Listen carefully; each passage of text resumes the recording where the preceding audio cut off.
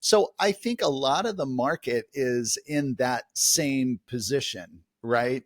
And more importantly, most workflows that I see, and I'm curious to get your reactions and response, see if it's similar. What they're using today are sort of, you could say generically, complete solutions. So then the challenge is, okay, I want to improve my efficiency and my throughput by 10x. How do I do that? Well, I can do it with VPUs. However, I still need all of the software around that. I often call it the media processing framework, which you could say is the software transcoder. Um, what I'm interested in, and I'm gonna start with you, Alexander, and then let Dominic share from their perspective what they see. But um, I know the projects that you get involved in, and I'm not going to steal your thunder, so I'll let you give some insights. But you have to deal with an incredible diversity of standards and input types and formats and sometimes very unusual requirements. And people may say, why is that? Well, it doesn't really matter. That's the requirement of the project.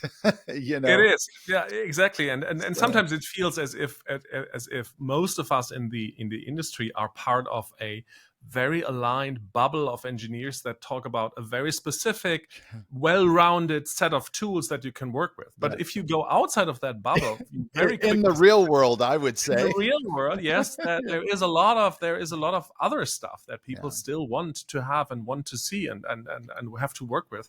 So we work a lot in tenders, as I think Dominic does as well. So what we saw in a tender that we won for the European Parliament, we talked about it before, is something where we have to do deinterlacing. That's the first thing. You wouldn't think deinterlacing necessary in 2025. Yeah, exactly. Still the case. It happens. It is a thing.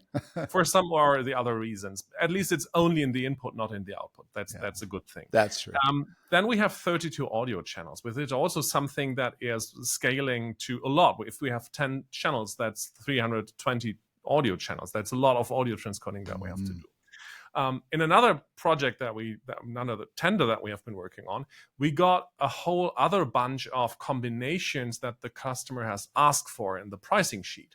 And this included some weird options where we asked him, do you really think this is necessary? And he said, yes, we have specific customers all over the world where we have gathered this requirements. And for instance, one thing was the customer needs a price for transcoding of an input format, which is UHD 4K input with AVC H.264 encoding and interlaced. And he wants to get UHD and interlaced out of that. So that's something that you would only expect, I think, in some 80s retro party where you have a Back to the Future party where you make music on your quantum computer, something weird like that. But it happens in the real life. We see that.